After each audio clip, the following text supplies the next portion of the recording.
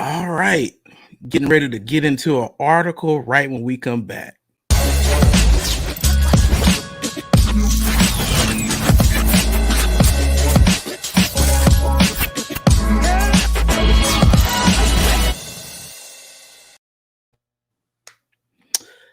Welcome again. I'm back with you for this doubleheader Saturday. Just got done probably maybe an hour, 30 minutes ago with Mr. Bradley Mason of Mr. Also a Carpenter.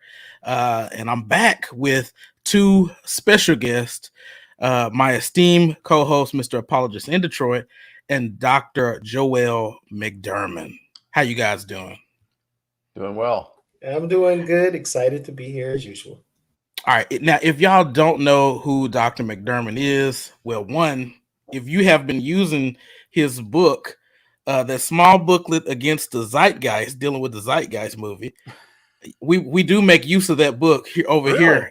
Yes, we do. Wow.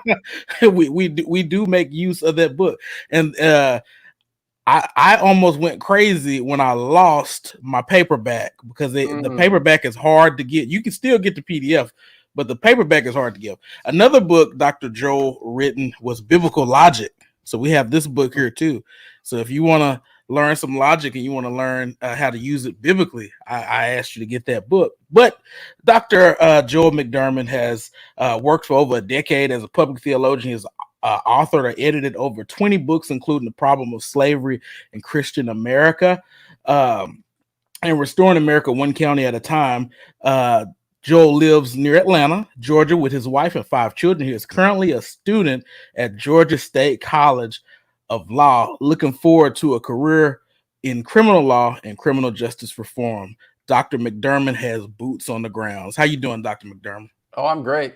I'm feeling like I was a little overwhelmed with a lot of stuff going on.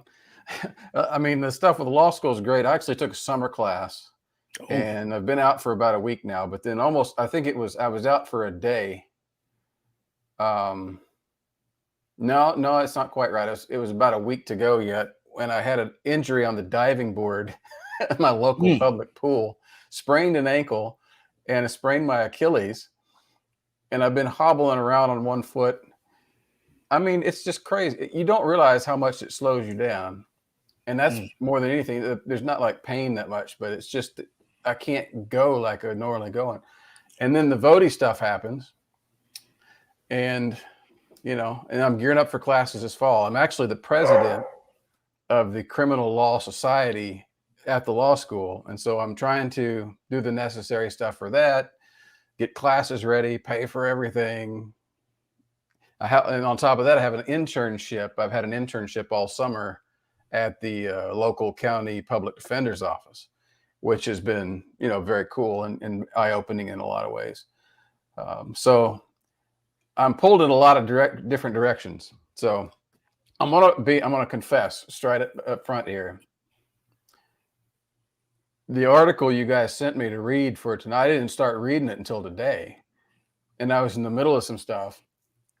And I thought, wow, this is a lot longer article than I thought it was. And this guy goes on and on and on. And I couldn't get a couple sentences before I was like, wait a minute. No, wait, hold on. And I'd go over and research some stuff on a tab. And I'd be before long, it's almost 5 o'clock tonight. And I'm like a third of the way through this article. And so I had to start speed reading. So now that I've read it closely, yes, I understand why you picked this one to talk about. Oh yeah. And don't feel too bad. I just kind of read it last night myself because like yourself, I'm in school as well. And I try to stay away from summer school classes, but I'm ready to be done. And so I can enjoy the fall, I guess. But I read through it. And like yourself, I was putting books down, going grabbing a few to fact check and things like that. But we're just glad to have you here, and we appreciate your work as a public theologian and also what you're getting ready to do within the criminal justice system. What's up, Mr. Chris? Hey, what's going on? Can you hear me? Oh, yeah. I was making sure because I hit mute because I had notification popped up on my Facebook, and so I hit mute on my laptop, and I was like, "What does that mute my mic?" Anyway, not to be outdone, this is I haven't read it yet. I got it maybe a week ago. My Joel McDurmon book, Dr. Joel McDurmon book. So I have one also. Which one is that? I didn't see. Sorry, I had another tab. Oh, that's the one. The Problem of Slavery in Christian America. Yeah. Boom. Yeah. Now, I would say let me say a couple things about the books you mentioned. The Zeitgeist book, I had no idea people were still using that or reading that. That was like a project that was suggested to me over a weekend when I was working at AV. I think that was 2010 or something like that. Mm-hmm. I just published Biblical Logic, and I think it was at the time my colleague came to me and said, "Why don't you write a short book on this?" And so I started putting it together. And I don't know how many they sold. It wasn't much, but I've actually gotten a lot of feedback on that over the years, and it's out of print. I ought to put that back in print. If people are still after that, it doesn't take much to get it up on Amazon. Biblical Logic, that book needs to be split into 2 books. And the first part of it on all the theory needs to be expanded considerably. There's still a lot of work and a lot of things need to be said about that. Mm-hmm. And then the part on fallacies needs to be its own book. I've always felt that way. So I've never been satisfied with that book, but it's got some good stuff in it. So anyway, but the problem of slavery in Christian America, that is head and shoulders and standing on the shoulders of a giant more than any other book I've ever written. I would, if someone said you can keep one book and all the others have to go, it would be that without question. Wow.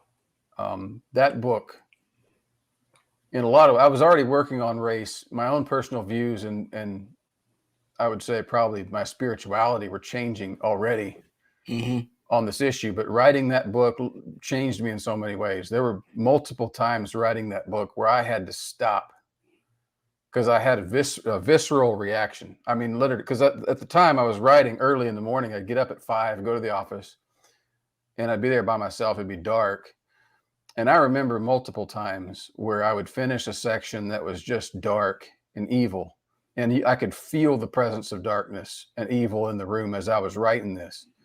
And it would just come over me. And when I get done with the section, it was like all the energy went out of my body and I would sit there hanging limp in my chair. And it was just like this feeling of despair and chains and darkness.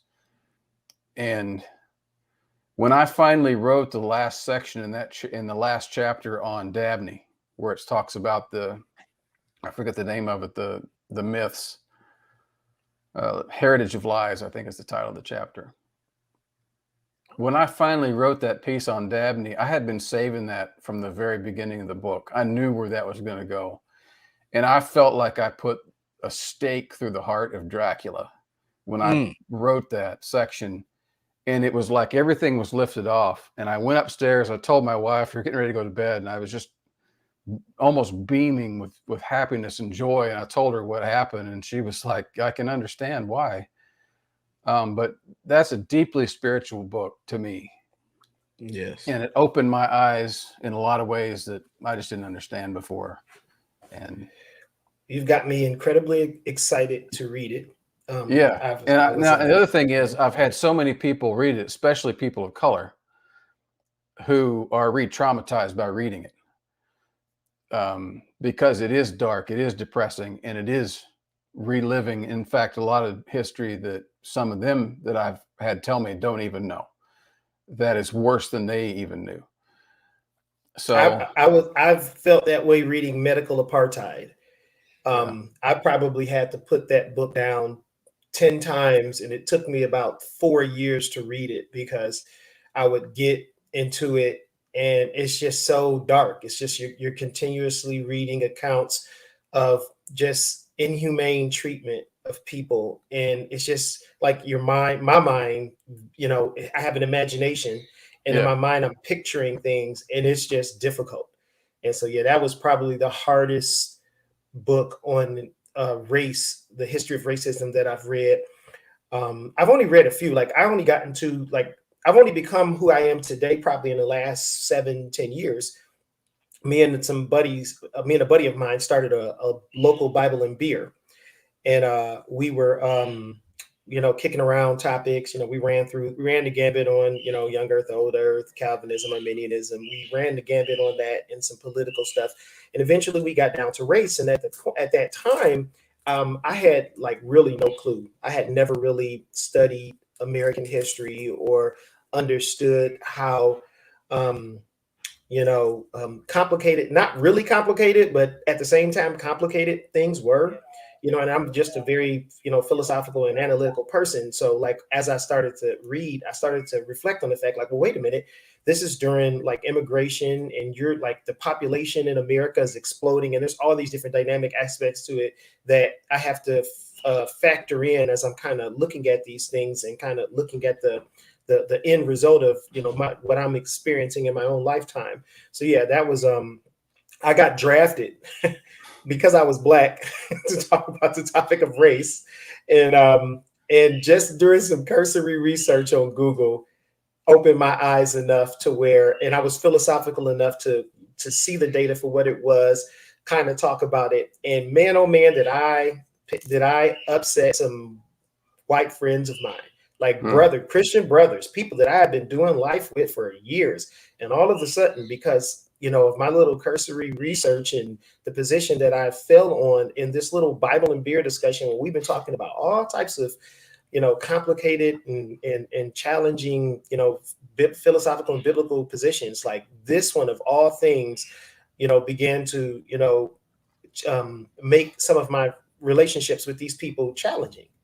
And I'm, and it evolved to the point where one of them literally a year ago accused me of being a CRTist. And I'm like, and my response is, I got this, it's like, hey, so have you ever read any books on CRT? And he said, no. And I'm like, well, then how do you even know what CRT is? And how is it that it took you this long? You've known me for 10 years, and just right now, that's your conclusion. Well, you've changed. I said, yeah, everybody changes. That's life. That's called growth. We're all changing. And I think it shouldn't be a problem that I change. Which it should matter if whether or not I'm changing for the better or the worse. And how can you tell that if you don't even know what you're talking about? Anyway, so I don't want to get too deeply into my own life, because I go. No, it's a fascinating discussion, because when you say we can have these discussions over theology, we can get into the most detailed theological discussions, and nobody is moved. I mean, you're talking about the nature of God Himself. And we can just parse that, and we're such fine gentlemen, it doesn't matter, and all that kind of stuff. But you bring up race, and people start getting angry. I mean, it is white fragility. Although they're not, racist. And it's like, well, wait a minute. Why does this bother I know you're not you a conscious so much? racist. I know you're not an individual racist. I know you never do that. But there's this fragility, like we get all tense and scared about it. And it makes me wonder sometimes if our detailed theological discussions that we treasure so much are not actually there to be distractions for us. I think that I've thought that for probably about 5 years now. To keep from getting into the hard stuff. Yeah, the more, because I've developed the habit of reading through the Bible every year at least once, and I've gotten pretty good at it to where I can get through it in about 6 months. The fastest I've got through it, I did that Bible in 90 days once. But usually I get through it about 6 to 9 months. I get through the entire scriptures, partly reading, partly listening to it on audio while I'm doing other things. But the more I listen to it, and while at the same time I was kind of going through this, it was after that debate. So I started reading, Michelle Alexander. I started reading, I forget her name. She wrote she wrote Cast and the Great Migration, The Warmth of Other Suns. So like I'm reading books. I'm reading Medical Apartheid. Some Jamar Tisby's The Color of Compromise. So I kind of just like a little bit all over the place. I read the Divided by Faith, but at the same time, the way that my mind works, I'm kind of sifting through and correlating information, and then I'm trying to be very thoughtful in the way that I approach it. And at the same time, I'm reading the Bible, and it's just starting to dawn on me like, man, the Bible is very social. Like when I look at the law, the majority of these laws, we think about the law and we think about circumcision and we think about the feast and festivals. We think about the Sabbath. We think about kind of these covenantal signs. We're not really thinking about the actual law. And when you look at the law, it's like, hey, don't take advantage of this guy. Don't do these crummy things. Don't kill your neighbor's ox and act like it's an accident. There's a law, so you can't do that. It's like all of these laws are kind of social. And then I'm reading all of the books, and it's like, hey, you didn't stand up for the widow and the foreigner. You didn't stand up for the fatherless. And it's like, how come I never noticed this? Anyway, I don't want to get, again, I can go down a gazillion rabbit holes. I do want to kind of stay myself, at the very least, if I can keep myself on pace. That might be helpful for us today. So how do we get here today, family? We got here today because I have been growing slowly disenchanted with the apologetics community. Those of you who know me, like I am the apologist in Detroit, and that has a very distinct connotation to it. It probably, if you're familiar with apologetics, you probably think William Lane Craig, probably the most famous American apologist alive today. Or you might think a handful of others, Frank Turek, or even Greg Koukl, the guy that we're going to be talking about today. He's an immensely influential guy. Part of my testimony is at some point I started listening to the Bible Answer Man, and he started to make me aware of that there was reading the Bible was more disciplined than what I was familiar or aware of. And along that journey, Bible Answer Man, he's always, hawking books, telling you about somebody who wrote a book and having him in as a guest. He has Greg Koukl in. Greg Koukl at the time had did a series called Tactics in Defending Your Faith. And I have it right here. These are CDs, ladies and gentlemen. That's how long ago this was. It was probably 1996, right? CDs. And it was brilliant. Like just listening to him talk about it as a guest on that, it was just like, wow. What a thoughtful. And I grew up in a church that was very locally, in a church that was very evangelistic oriented. So I saw an immense value in Tactics in Defending Your Faith because I was a part of a church that we actually went out and evangelized. So Greg Koukl immediately, this was at the dawn of podcasts. Apple, created the iPhone. Podcast was becoming a thing. And so Greg Koukl had a radio show host that began to stream on podcasts. So I had access to it. He was in California, and it was kind of a regional show, but I was able to gain access through podcasts. So probably for a good 10 years of my life, Greg Koukl was an immense influence on me. Again, I have tons. These are CDs also, the ABC curriculum. He's got I've got a ton. These are all CDs. I don't even have a CD player anymore, but I still got all of this stuff that I purchased in support of him. He eventually wrote a book, put Tactics in the form of a book. Then he eventually, after 10 years, updated it. I've been following and supporting Greg Koukl both through buying his products that he creates, as well as financially supporting. I felt like, hey, this is a ministry that's having a huge impact on me, and I see the benefit for others. So not only did I buy the stuff that he did and use those resources, I also was a monthly supporter of his for roughly 10 years. And I didn't stop supporting it. Matthew, you want to put the picture up? I actually met him a couple times. One time he was here locally doing a apologetics talk for another local apologist who was launching his apologetics organization. And I'm like, oh, Greg, I got to go. So I was able to go and meet one of my heroes, Greg Koukl. And he was gracious enough to take a picture with me. We had a great conversation that day. And that was an awesome day. I still have a very fond memory of it. So, but over time, I've always been more, theological. I've always been more geared toward theology than general apologetics. Apologetics are often kind of, after they get outside of philosophy and logic, they get into science. And I had gotten to a point to where I was like, well, there's really recognizing hey, science is kind of this post-enlightenment. It's kind of a modern way of thinking. It's really not the way that the people of Scripture thought, and I felt like a lot of the arguments that the apologists were presenting were built on this modern logic and really not handling the scriptures very well.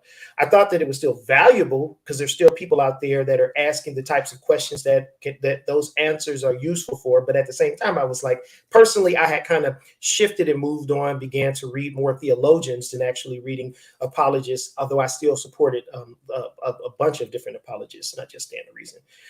Then, a few years ago, we started hearing about social justice, and then we're probably crescendoing right now in kind of the church's collective conscious of this being kind of a thing that we're focused on, and like lo and behold, all of these guys that I had been supporting throughout the years and who I had been fortunate enough to meet many of them and to work and to learn from them, they all started to make, I'm friends with them all on social media. They all started to make comments and post stuff on social media about CRT. And so Matthew, I sent Matthew a bunch of clips. I just took these off of Facebook, but I just wanted to show how pervasive, how significant, how widespread the problem is. So go ahead and flip through them. You don't have to, they don't have to look at them for very long. But like, this is Tim Stratton, Dr. Tim Stratton. He's like a Molinist. This is Dr. William Lane Craig. If you pay attention, look at that. Look at the link, ChristopherRufo.com, president. That's okay. Click to the next one. Frank Turek, one of my favorite books. I Don't Have Enough Faith to Be an Atheist. Met him a few times. Him, according to critical race theory, any non-Christian group is an oppressed group. So Christians are the oppressors. And go to the next slide. And then Frank Turek, if you want to use the term social justice, you've got to make sure you know what it means today. It used to mean taking care of orphans, widows, and the poor. How he was able to know that is like really striking to me. Anyway, and the unborn, in other words, you are bringing justice socially. Now it means that you must liberate oppressed groups. And look, there's some truth in this. There has been oppressed in the forms of racism and these kinds of things, but the solution called critical race theory is worse than the disease. Is there another one? That's it? Okay, so yeah. So anyway, and then Greg Kokel, and then lo and behold, July 1st, monthly letter, because even though I stopped supporting the organization, I still get these nifty little letters from them. And usually I just kind of read the title and pitch them off to either in a pile if I think I want to keep it for reading later, or I'll actually read it. And in this case, I actually read it because it was about a topic that I was curious as to Greg Kokel's opinion on. And the first thing that stood out to me was when I got to the end of it was the end notes when he's citing citing all of his sources. Yeah. And I'm like, I haven't read much on CRT, but I noticed that there were no primary sources for CRT in his actual article. And I was like, well, that's a red flag. Here's a guy talking about something, a guy that has an immense amount of influence. And he's talking about something that's kind of a hot topic, yet a guy that I think is like incredibly reasonable. Like really listening to his podcast, he's really the guy that got me to thinking about how the Bible works and thinking about the significance of like continuity and how, and to try to reconcile, like when I have like anomalies, or if I have conflicts, if I believe one thing over here in kind of my systematic and one thing over there, and they really, don't mesh with each other, that there's a conflict there, but I'm not thinking about it because they're not together. He really taught me how to think when I'm like engaging scripture. So I was thinking to myself, like, man, isn't it odd that a guy that has that's so logical, he talks about teaching his daughters logic. Like I followed this guy for years, and he's making like huge, like swathing statements like that. And then what really burned me, honestly, was in the first couple paragraphs, he's quoting Frederick Douglass and Martin Luther King. Yeah. And I'm thinking to myself, like, I don't think either one of them would agree with you. And then secondly, I'm thinking, do you even know, what those guys believe? And a whole bunch of other stuff. And we're going to talk about some of that stuff tonight. So anyway, this is why we're talking about this tonight. We're talking about this tonight because as we just saw with those slides, many very famous and influential Christian apologists have began to throw their hats and pick a side in this conversation on critical race theory. And based on this article, at the very least, Greg Koukl is not very, I feel like he's misinformed. So I thought, well, hey, I reached out to my buddy Matthew, and we had just recently met Dr. McDurmon. And because I'm not very well versed in critical race theory myself, I thought, hey, let's try to invite someone. I said, Matthew, let's try to invite someone on that maybe knows a little bit more about this, so that when it gets to this actual CRT part, we can do a better job of critiquing it. It can be more specific and less general, which is what it would be if it was me. So that's how we got Dr. We extended an invitation. He was gracious and kind and come along, and that's how we're here today. So with that said, Matthew, I'm gonna turn it back over to you. We can jump into the conversation and get things started. And I'll jump in when there's like a opening. If there's something I want to contribute to a degree, I'm probably going to be in the studio audience, particularly when we get to the part where we were talking about CRT, because again, I have not read a lot on CRT, so I don't feel very comfortable talking about it, and I don't want to misrepresent. So, I might be a little quiet for large swaths of time. So feel free to feel the air. I think it's funny when you say he's gracious and kind. A lot of your audience is just going to say, okay, now we know he's full of it. But we've been following this guy for a while. Gracious and kind does not describe what we've been seeing. But no, that's great. Compared to no. Go ahead. I'm not sure if you've seen any of my lives and how I talk about people. So you're gracious and kind compared to me. I'm gonna be honest with you, Dr. McDurmon. We have the reputation of doing violence on this YouTube channel, and some of the folks in the chat will attest to that. So that's not a bad thing. I want to go even further before we get into it. Okay, yeah. So earlier he was talking about your book on Zeitgeist, right? Yeah. Okay, so I'm not sure if you're familiar with this, and earlier I mentioned Vocab to you. You said you were familiar with him, and there's a whole subculture of urban cults that a lot of people just aren't aware of. Vocab wrote the book Black Hebrew, Barack Obama and the Black Hebrew Israelites. So some people might be a little bit aware of it, but there's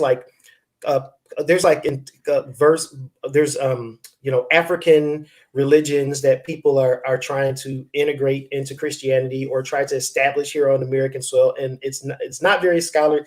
It's just a whole swath, and often they get into like these arguments or these talking points from Zeitgeist. So it's a very crazy little underworld. It's like watching a movie and going to somewhere unique that you've heard about. But anyway, so that's the whole in that stuff. I don't do it as much anymore because I'm overwhelmed with legal reading. But back when I was writing that, and for years prior, I studied mystery religions. I studied conspiracy theories, the history of Freemasonry, all that kind of stuff, and occultism. I used to have 200 or 300 volumes just in occultism.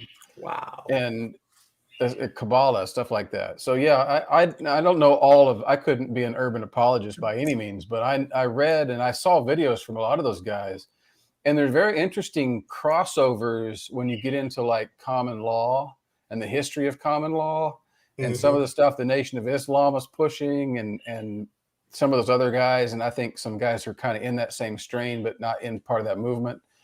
And I learned from some of those guys, and some of them are way out there, but I know exactly what you're talking about. Oh yeah. We know. You ever see the movie the Ten Commandments with Charlton Heston? I have, but it's been a long time. Yeah, if you remember the Pharaoh had that like crazy ponytail. We know a guy with a crazy ponytail like that. I've read people believing, that they had mystical powers, and it was based in their melanin count and stuff like that. I remember hearing lectures and reading on all that kind of stuff, Egyptologies and Gnostic beliefs. Well, that's who that book is for. That's why we still use that book. That's why we use that book. It needs to be greatly expanded if that's the case. Yes, sir. Yes, sir. So what I'm going to do now is I'm going to share my screen, and we're going to go ahead and get into the article. Oh, yeah. I don't know how I'll let you get started, but a lot of what Chris just went over. Yeah. All right, I got some notes on that because I have some thoughts on that goes all the way back into the slavery book and comes forward. So Okay, so everybody, if somebody could post a link to the article, go ahead and do that for me, and we're going to go ahead and jump right into the notes. It's on the Stand to Reason website. As you can see, Critical Race Theory, Civil Rights on str.org. So if one of the mods can go grab that and throw that in the link, that'd be great. In the comments, that'd be great.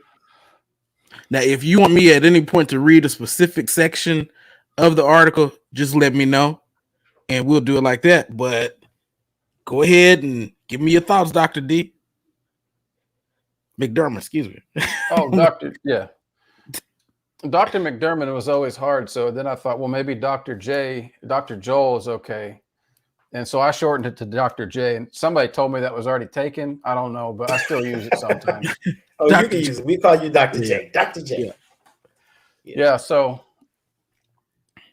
what you said was you were friends with all these guys, followers, supporters, and I took it as if it came as kind of surprise when once all the CRT stuff getting the headlines, suddenly everybody's jumping on the bandwagon to slam the stuff.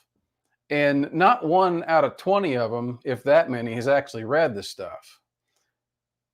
And that's what you pointed out early on to me, and I saw it too as I was going through this. I'm like, wait a minute, he's making some pretty crazy, some pretty radical comments about critical race theory, and then he's quoting Carl Truman. Wait, what? And then he's quoting somebody else. And I'm reading this, I'm thinking, okay, here, it's a term of art dictating the transfer of power. I'm way down in the article now.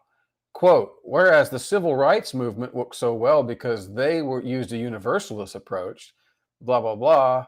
Social justice used a simplistic identity politics approach, which ascribes collective blame to dominant groups. I'm like, where is he getting this stuff? Oh, click through Pluckrose and Lindsay.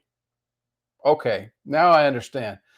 And when you finally get to his actual argument, the only quotation he has in there is from a rapper who's clearly said something controversial, right? And then the next, he goes on about that and her talking about the dirty nature by assumption that white people had to do this to black people. Down a paragraph, down one more paragraph. So CRT starts with big. No, how'd you go from one rapper who's clearly angry to CRT says this? And this is the kind of stuff I remember. This goes all the way back when I debated Scott Allen on this. Much as I like him and much as I like his ministry, his book on this topic was of the exact same nature. I remember reading that. Here's 200 pages. That was a good book. I mean, not a good book, a good debate. Excuse me. I mean, in 200 pages, there were maybe 9 or 10, I forget the exact number, quotations from people on the other side. The whole hundreds of quotations defining critical race theory, pigeonholing critical race theory, all of these things, social justice as well, all of them from critics of critical race theory. And the interesting thing is a huge number of them are from Lindsay and Pluckrose. These are not just critics of critical race theory. I can go on the legal journals and find critics of critical race theory and get some pretty level-headed and helpful stuff.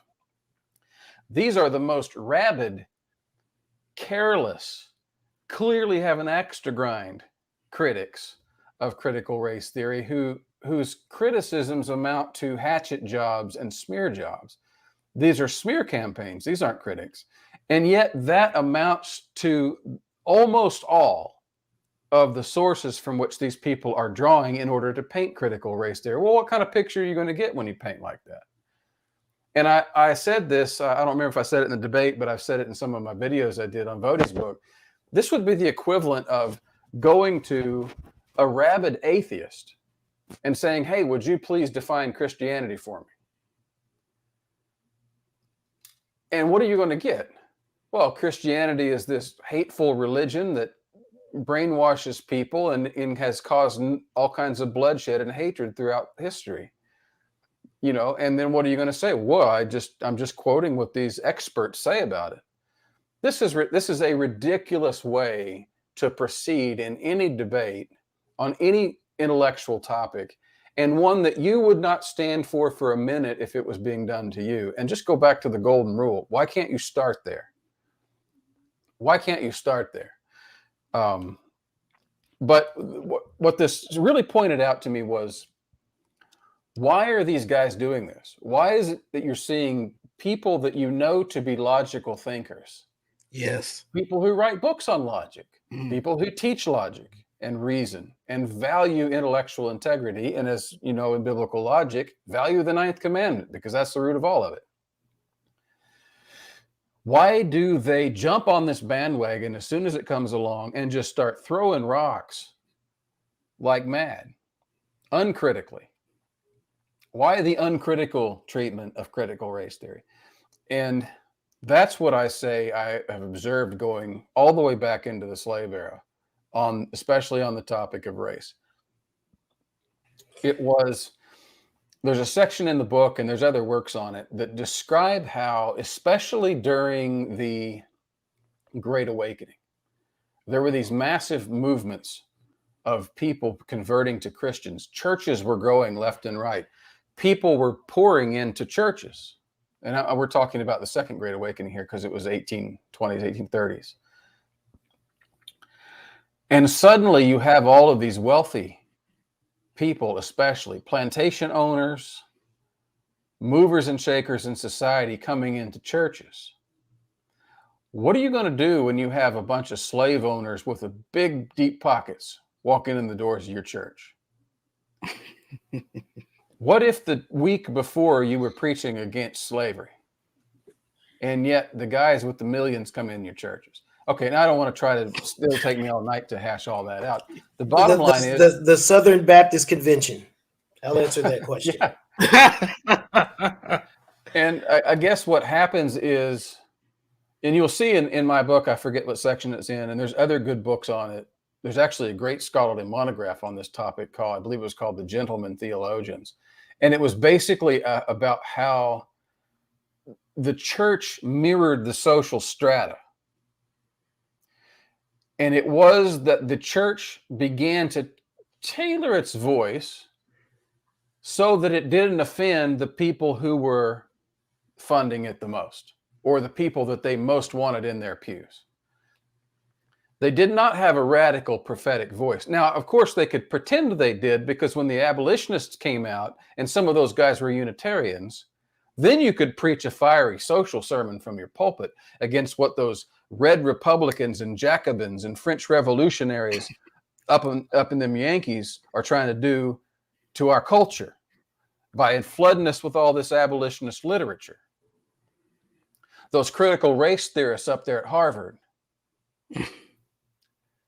We got to stop these people. And they were demonized, all that kind of stuff. The bottom line is this. What happens is the church begins to become more a phenomenon of the culture. It doesn't even have to be a totality of it, or even mostly of it. It just happens to be tailored of it enough that it can exist peacefully with the powers that be. The same thing has happened all through society. And this is largely what Bell and others were getting at when they talked about convergence theory.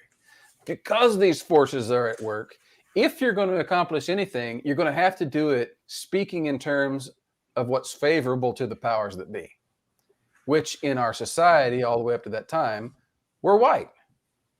Yep. So, of course, you've got to make it in the interest of white people to get anything done.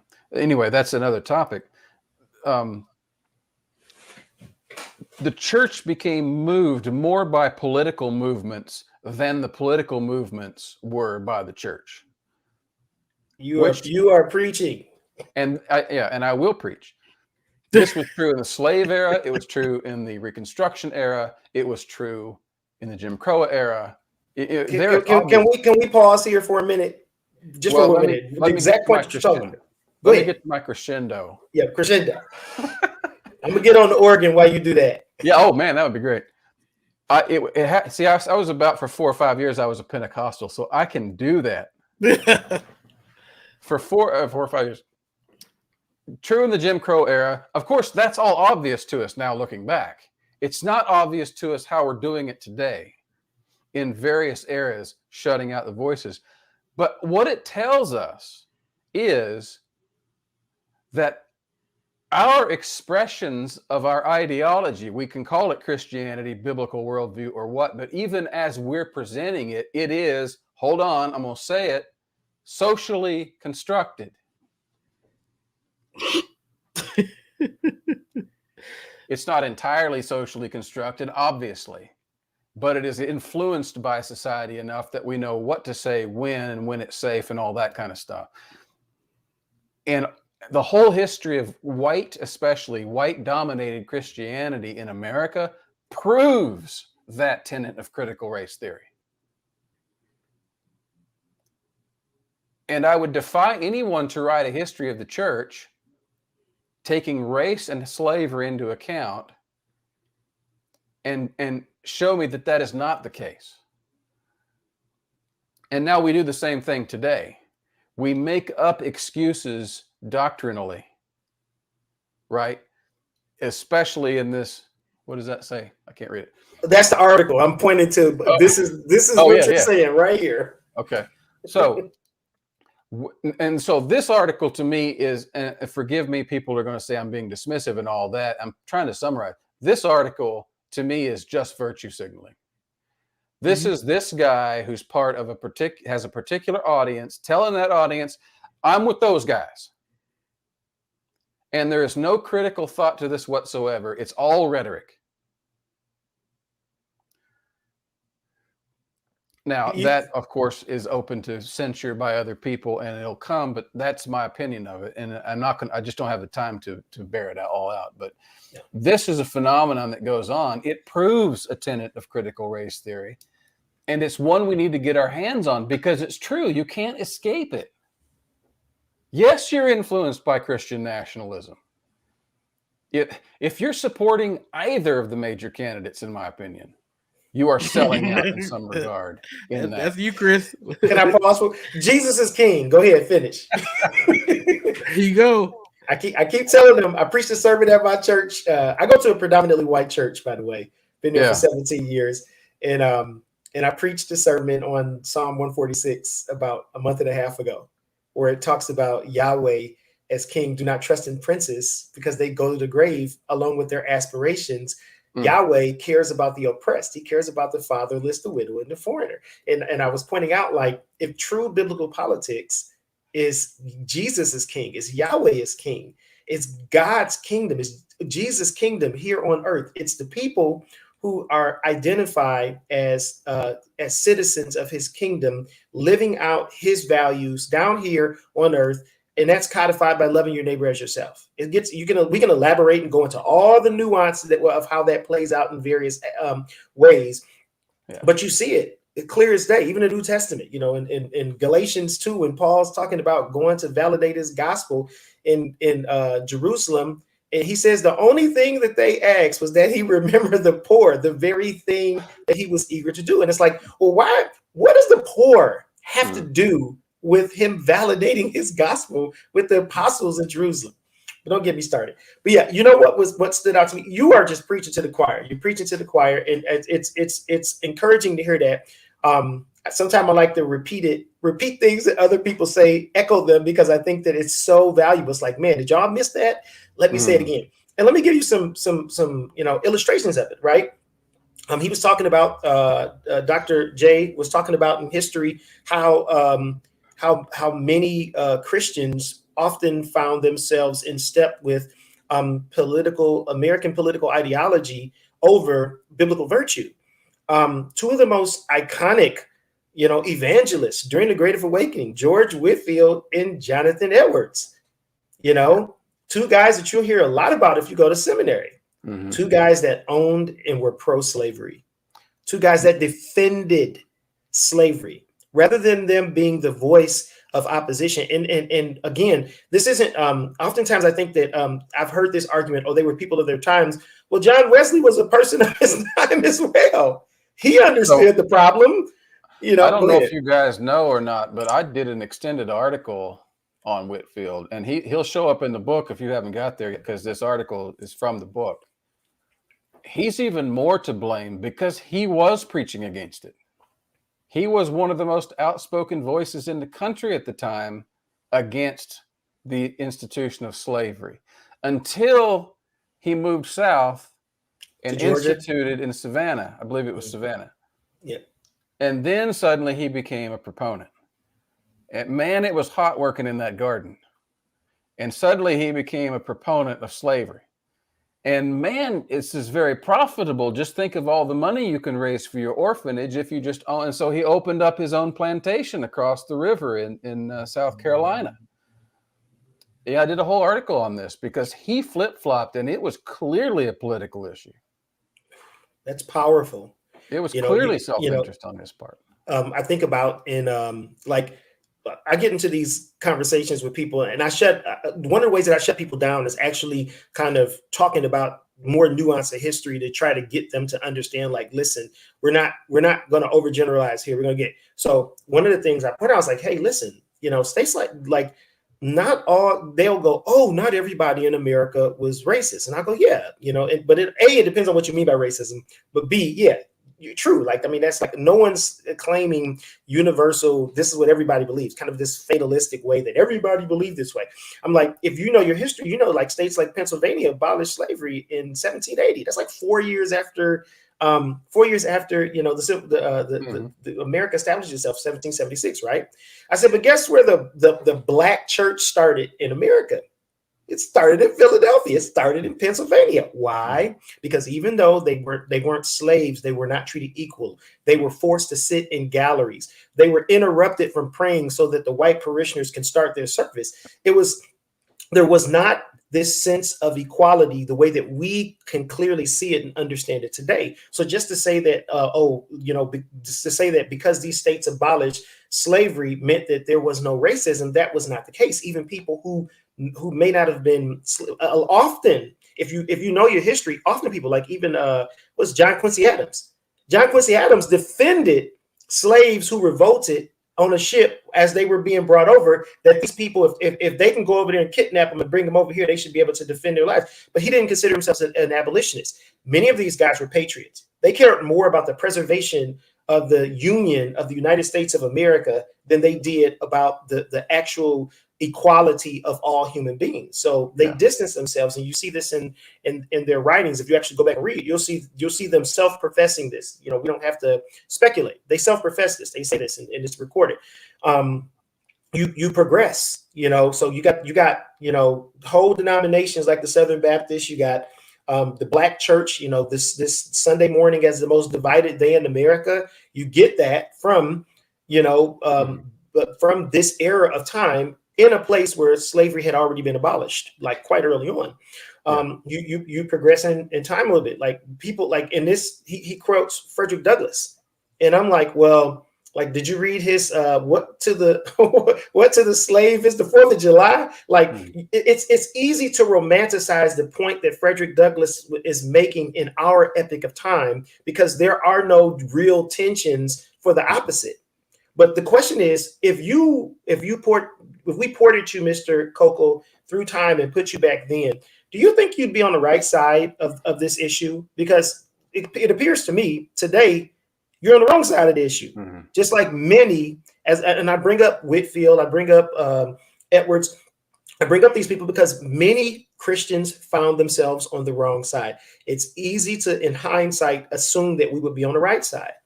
Martin Luther King was hated when he was alive. He quoted the letter from a Birmingham jail. Does Greg Coco know that was a response to a letter from some Presbyterian pastors that wanted him to get out of town because they didn't want him there? They want, there was this, there were always, to me, it's like someone would come along and want something what was his name? Not W.E.B. Du Bois. What was the other guy's name? Upward Persuasion. Booker T.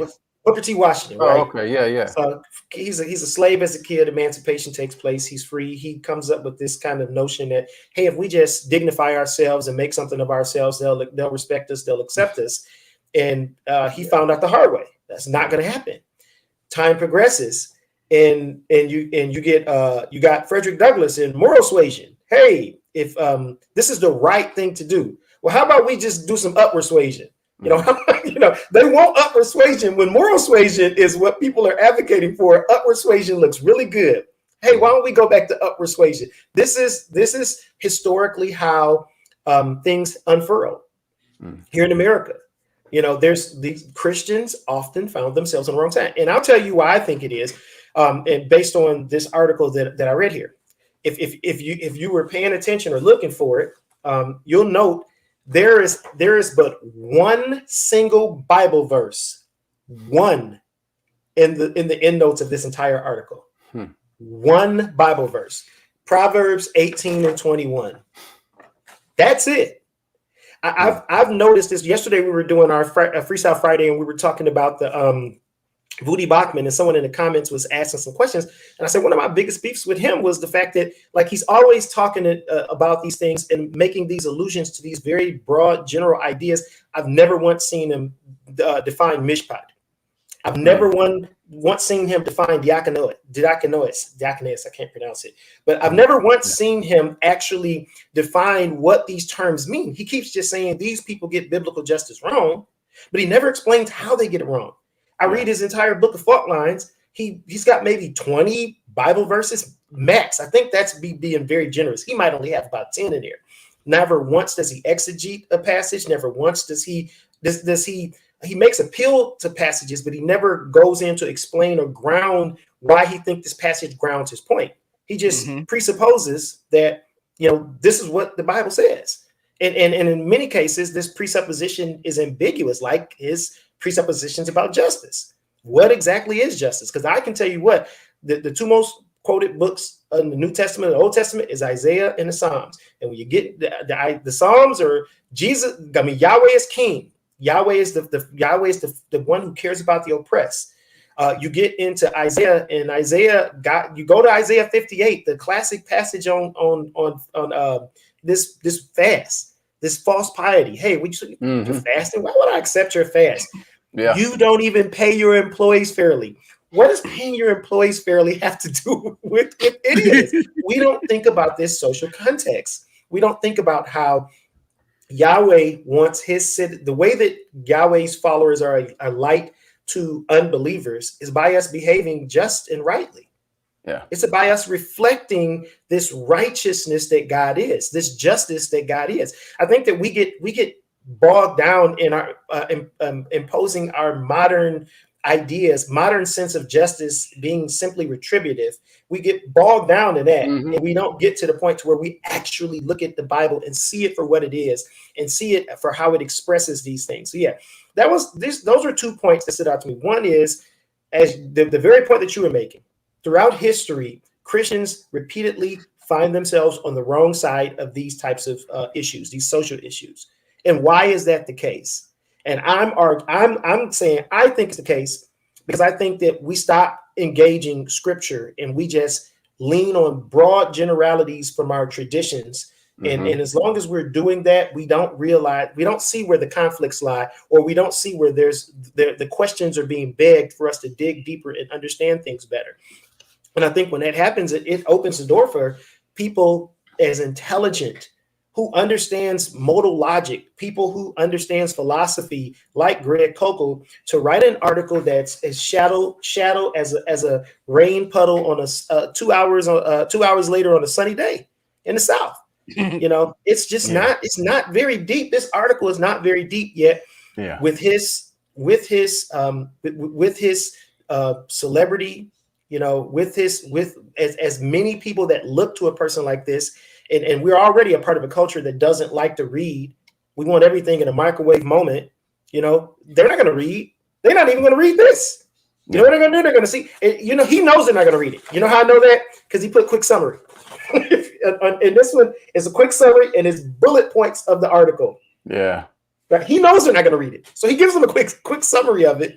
And they go, that's exactly what I heard so-and-so say and so-and-so say. And then you get on, you know, go off to church and you go, oh, they're becoming social justice. They're becoming critical race theory at my church. I better leave. This church is going down the drain, circling the drain. And it's like, anyway, that's my Did little I hear you use the word tribal? I'm sorry. Did I hear you use the word tribal? I may have used the word tribal, but if you didn't, I may have tribal, there you go. It's exactly what it is. It's because you said, it's like, oh, that's what I've heard these other people say. And that's exactly what I meant by virtue signaling. I didn't mean to just invoke that to insult somebody, because people do that to me all the time. And I know it's just kind of pointless, but it really is. You're signaling to your tribe, I'm with those guys.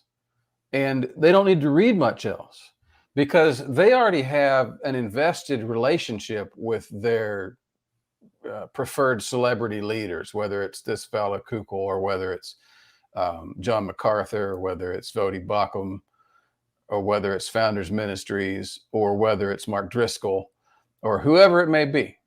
They love that person. There's an emotional relationship to that person, and there's a deep trust. The emotional investment says, I know this guy is good. He's good. I value him. And then the trust is invested in that person, because they believe he's smart and powerful and wise, right? So when he says something on this topic, I can accept it uncritically, because he's godly, he's smart, I trust him.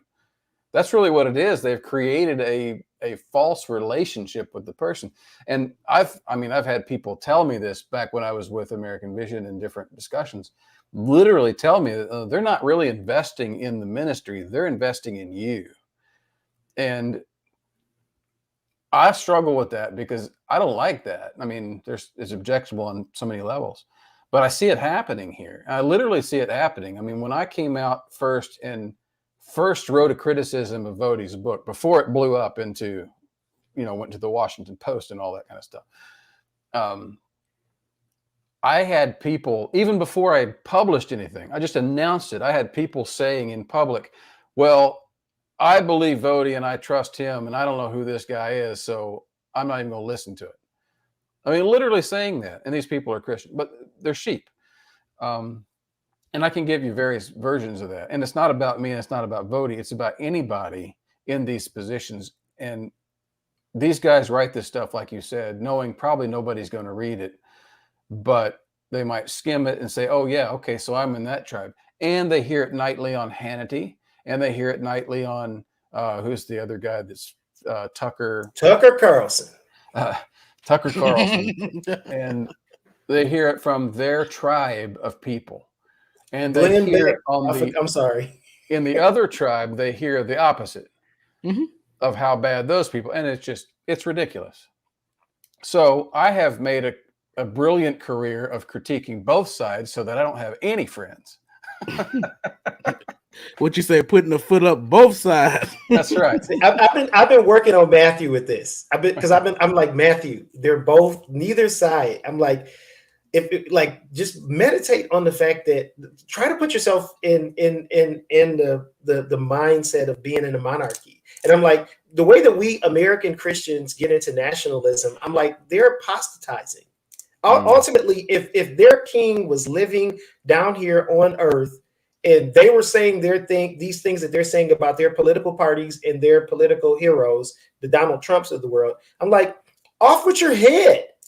Out into outer darkness. You have no place in my empire, in my kingdom, if you're romanticizing what this king can do over here. Because, in my opinion, all the kings of the earth throughout all of history are the enemies of God.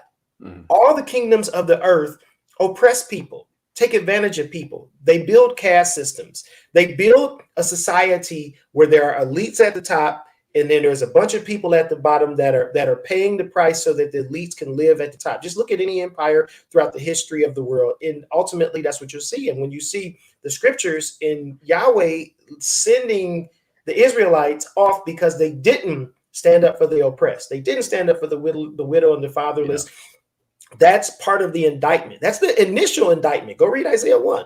Go to Malachi.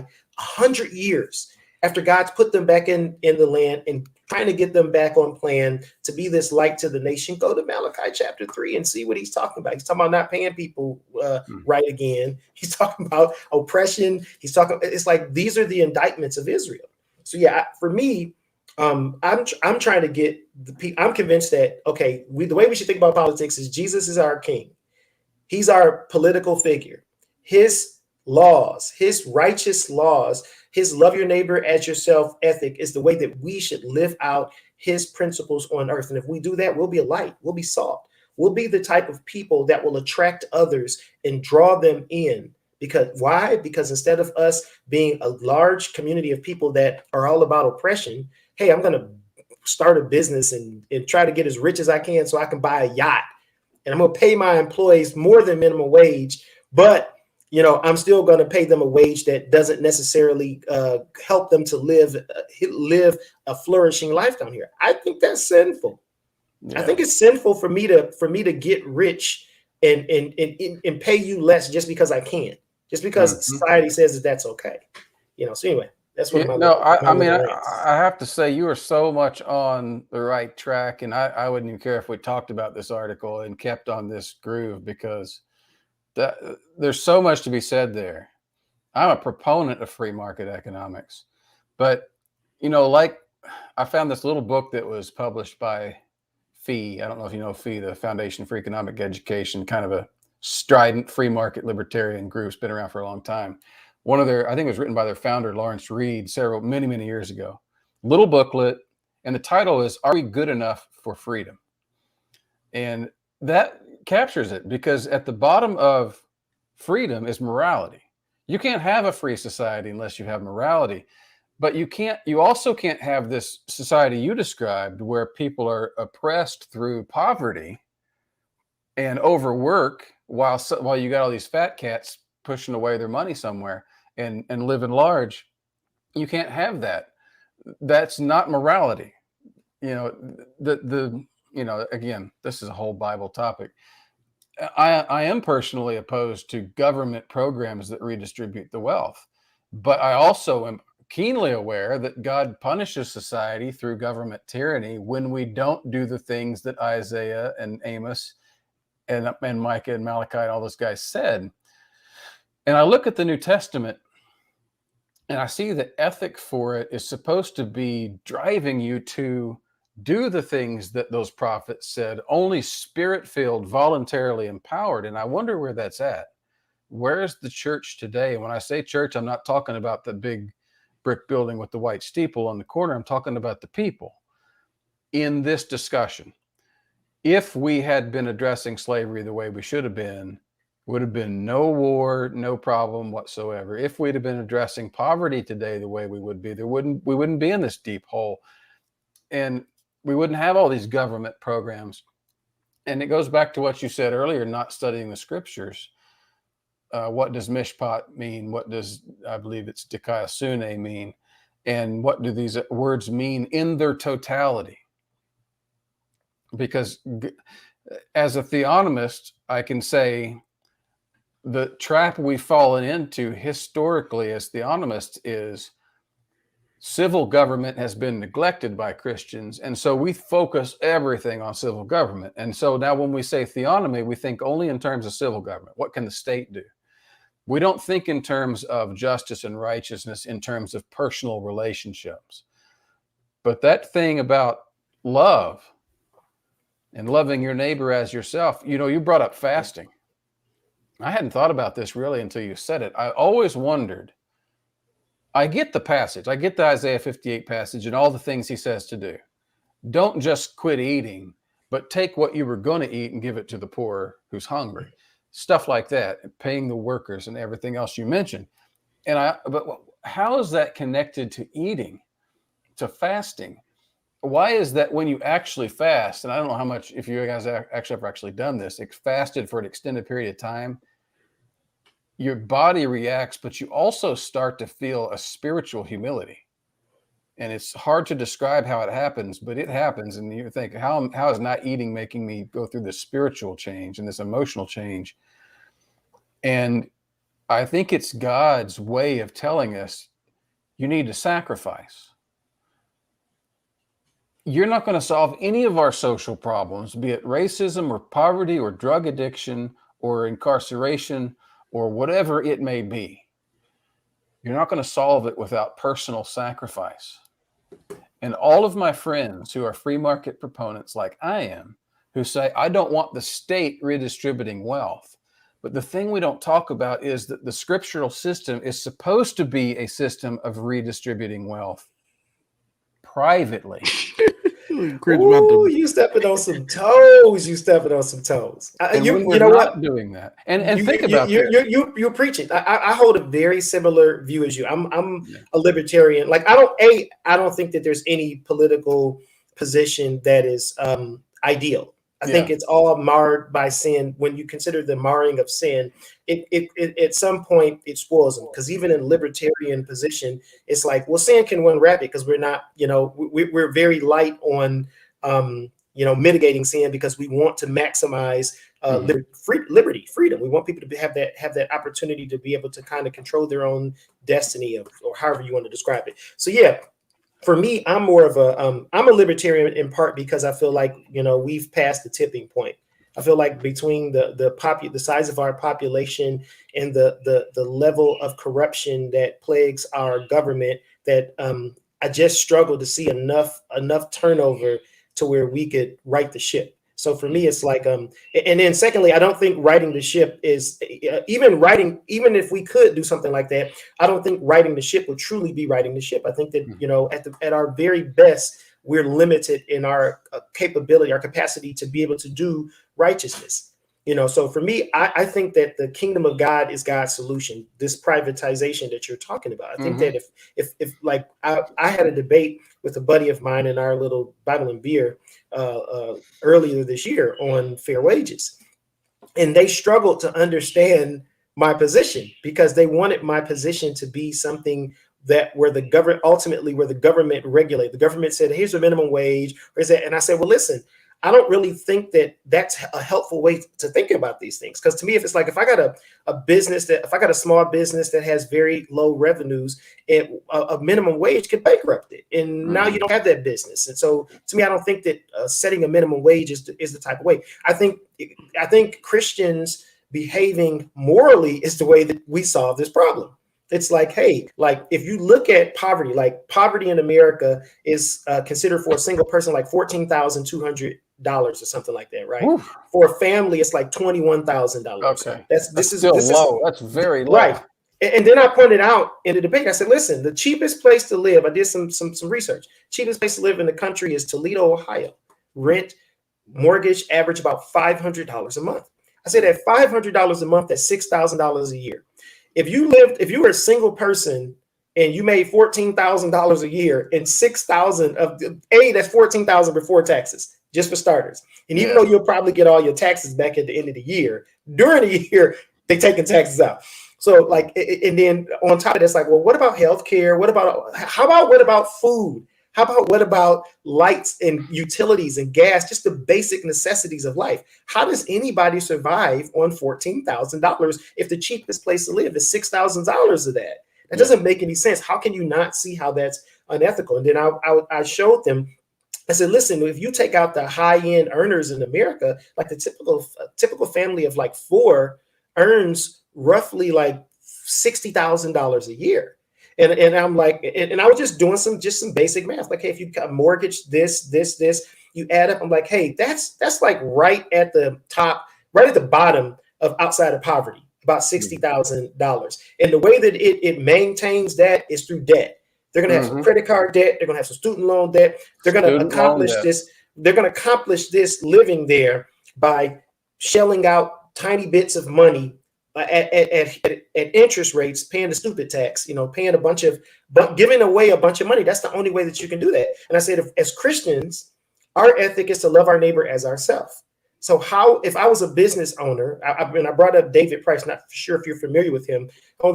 He owns some sort of a business in Oregon, and he made $70,000 the minimum wage for his business. I remember that. My goodness, was this man lambasted for freely choosing to make $70,000 the minimum wage of his company.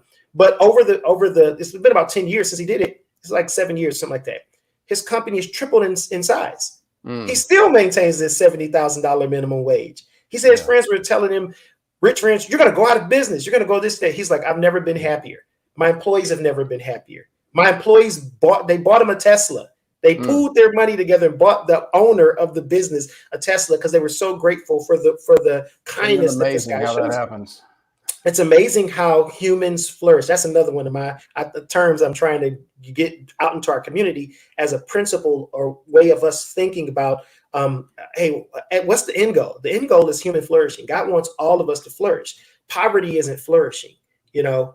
Poverty is the antithesis of flourishing. So if when you have the ability to contribute to human flourishing, and there's various ways that we can do that as individuals and then collectively as churches and so on and so forth, you know, that's kind of the goal. The goal is for us to you know, that's interesting. You should bring that up because I got to find this.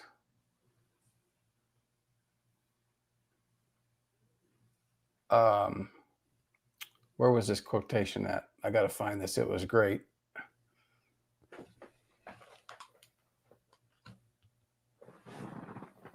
Yeah, okay, so here it is. In this article that, you know, we said we were going to be talking about, and I derailed us from talking about it. But one of the things he brings up is Martin Luther King. And he's basically saying, oh, my microphone's slipping for some reason. He's basically saying, look, the CRT business, they're getting away from the original civil rights vision. In fact, he says they're turning it on its head, which is nonsense. But he says, why can't we have it in the good old days like Martin Luther King, you know, which is, I don't want to get too snippy here, but it's almost like saying, shut up and dribble. It's almost like saying, get back in your place. Now, where's that comment he has? He talks about Martin Luther King. The movement was a flashpoint for change in a long, ugly, brutal chapter in the American experiment, a test to see if the noble ideals of the founding fathers and the Declaration of Independence would be enjoyed finally by all Americans. That is how Martin Luther King understood civil rights, since he referred to those documents frequently. And he goes on to say his celebrated I Have a Dream address delivered from the steps of the Lincoln Memorial. He envisioned a nation where people will not be judged by the color of their skin, by the content of their character. Now, we've all heard that. And as far as that speech goes, that's all we've heard of it. And then, of course, the very last lines also very famous. However, along the lines of what you're saying, in the middle of that speech, and he's talking about let's let justice roll down, right? And everybody's, oh yeah, let's get rid of the segregation, let's get rid of the clear violations of law, and that's all we remember. That's all we think King was doing. And I like this one little clip right in the middle of the speech where he says, we cannot be satisfied as long as the Negro's basic mobility is from a smaller ghetto to a larger one. And right before that, he's talking about they can't travel on the highways and stay in hotels, which I didn't get this bit until this last summer at a course in constitutional law. We read the court case where they used the doctrine of, what do they call that, interstate commerce to get rid of that law. And it basically, it never dawned on me that all the hotel owners said, no, sorry, whites only, which meant you couldn't travel anywhere if you were black, unless you had a friend to stay with, or maybe there were black only hotels. I don't know. They had. I read about it in the Warmth of Other Suns, the Great Migration, and she gave a couple of accounts, and apparently they were like, there were locals, and it was just like the Underground Railroad. They had signs that show, hey, this is a safe place for you to stop and rest. It's insane. It's insane. So he's talking about that we can never be satisfied as long as our bodies, heavy with fatigue and travel, cannot gain lodging in the motels of the highways and the hotels of the cities. Okay, that's Civil Rights Act stuff. We know that. But the very next line is, we cannot be satisfied as long as the Negro's basic mobility is from a smaller ghetto to a larger one. Now he's talking about poverty. Now he's talking about what hope does a young black child have when they're born in that ghetto. What are they got to look to? What am I going to do? Move to the big city and what? Live in the ghetto there? And the very next line says, we can never be satisfied as long as our children are stripped of their selfhood and robbed of their dignity by signs stating for whites only. Next line, we cannot be satisfied as long as the Negro in Mississippi cannot vote and a Negro in New York believes he has nothing for which to vote. So that gets to what you were talking about earlier, when even after they outlawed slavery in Philadelphia, it still wasn't equality. Nope. Here he's talking about the South where they can't vote. Well, yeah, maybe in New York you can, but what have you got to vote for? Yeah. Because nobody's putting platforms out there to help you people. Nobody's reaching out. These are the same problems, again, going way back, but it's like we forget this part. I say forget. Let me confess. I didn't know this part until I read this speech. We don't read this speech. And I'm not telling you guys, I know I'm not telling you guys this. I'm speaking to whatever audience hears this now and later. We don't know these things because we don't read. And that's why I advocate for Black history. And that's why I advocate for listening and getting involved, because we just don't know all of what the whole picture was. It's not like this gentleman Kukul, or Kokol, however you say his name, is phrasing it, well, this was just about applying the Declaration of Independence. It was about that. Yes, it was definitely about that. It was about closing down the legal segregation holes, but it was also about abolishing the social segregations that we apply even within the midst of what is legal, and the prejudice we hold against other people.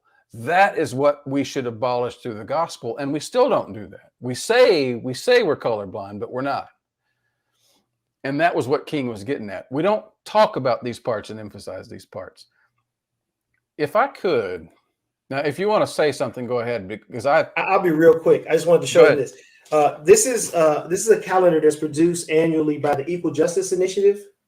And yes, one of the things that I appreciate about this calendar, movie, yeah, is that they give you a historical fact each day of the year. Historical fact for each day of the year, where inequality was a normative way of life. And I brought that up for two reasons. A, I thought this is something that others should know about and support, by the calendar. Secondly, it's like I was thinking about, as you were speaking, like how we talk about these things and we don't necessarily thinking about the sociological effects of them. We don't see how it's kind of it contributes to it. Like this child going from one ghetto to the next ghetto, and how living in the ghetto impacts how you think, what you see every day. I don't think that when we hear stories about places like Chicago or even Detroit, where I'm from, and we hear about the high crime, it's like, have you ever thought about the fact that the high crime exists because the high crime exists? If you grow up and all you see is trauma every single day, and that's what everybody around you kind of adjusts to and somehow becomes a part of, then it makes sense for you to become a part of that. So, and this point being that if when we have this blindness, when we have this shallow engagement with topics like this, and just assume that everything is okay, and listen to secondary and third sources and people that are critical, and never listen to the actual primary sources or people that are advocates of these ideas, what we do is allow injustice to reign, to roll down. Injustice. That's ultimately what we're doing, because we care so little about our neighbor. Love your neighbor as yourself. We care so little about our neighbor that we're not even willing to look and consider. Yeah. And that while we're living in a culture of building bigger barns. How many middle-class Christians buy boats, buy cottages, spend their money traveling? And there's nothing wrong with buying a boat, buying a second. There's nothing wrong with that. But this is how the parable of the bigger barns end. Such will be with anyone who's rich toward himself and not toward God. You're supposed to have this same type of philanthropic, this selflessness and loving your neighbor as yourself, giving that you have towards yourself. So anyway, as you were saying that, I remembered something I from earlier that you said. I wanted to get on this topic because you talked about, what was it? You're talking about the rich are the oppressors or something like that. And I thought, oh man, somebody's just going to jump on that. And so there you go. We knew these guys were Marxist, right? That's just pure Marx right there. Libertarian Marxists. That's a whole new group. We just skip over. We're going to skip over Gramsci. We're going to go straight back to Marx. And I'm like, I was just reading the book of James the other day. Obviously, you all know this. I told somebody, if I'm a Marxist, James was.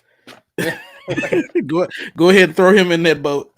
How can you talk about rich people as a class like that and not be accused of class warfare? And I'm reading right here, James chapter 5.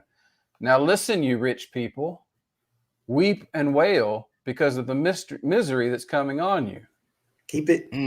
I don't want to. I can do a whole sermon just on that first intro. Now listen, you rich people. But what is he going to talk about? Oh yeah, your Dr. wealth J? is rotted. The moths have eaten your clothes. The gold and silver have corroded. Why?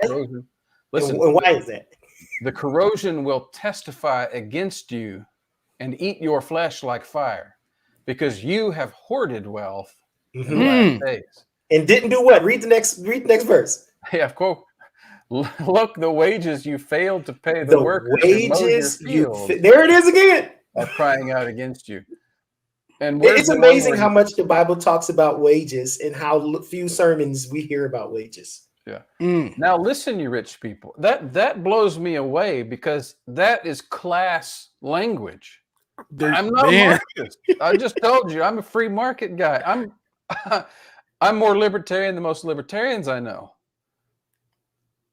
But when the Bible is able to talk to rich people as a class, we know there's something legitimate about doing that. Well, now we need to back up and take Crenshaw seriously. Maybe. Don't have to agree with everything she says, but now maybe you need to take her more seriously. Maybe you need to take Bell more seriously. Certainly more than you have. But I want to back up. I think it's in chapter, what is it? I'm going to get it wrong. He talks about rich people in another place where it's really very interesting when he's talking. Oh man, can I find this without stumbling over myself?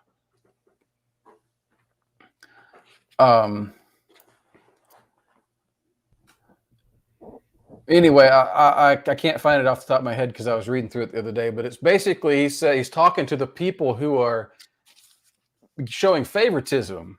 And you let the rich guy do this, and then you tell the poor guy, no, you go sit in the back there. And he says, wait a minute, isn't it the rich people that oppress you and throw you in prison?